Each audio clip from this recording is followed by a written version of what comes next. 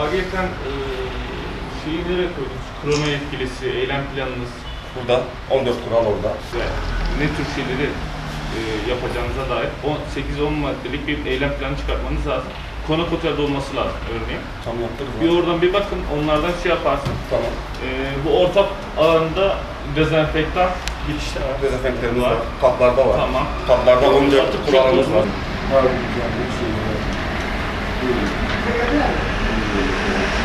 Ortak kullanım alanı olduğu için burada. Tamam abi.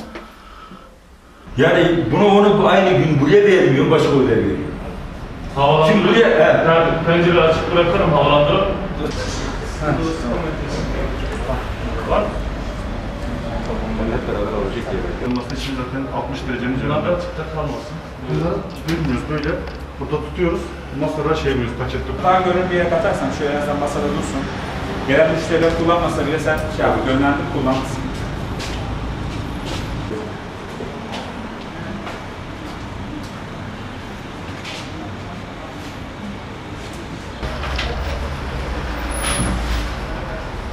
Buyurun.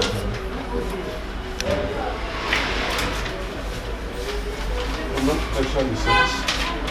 Bunlar misafir lisemiz. İçeri de maskeyi şu müşteri almayın. Müşteri masaya oturup kayıt servise ne zaman geldi o zaman. Kolonya dolu. Kolonya da açalım. Kolonya da şey yapalım. Sürekli tabii dikkat edin. İnsanlar Maske, maskesi zaten alıyor. sosyal mesafe. Bir tane. Oradan havlularımız. Burada da var bir çeşit. Tamam.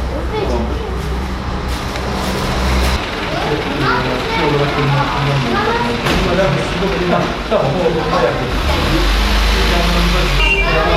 Allah'ına sağlık içeride.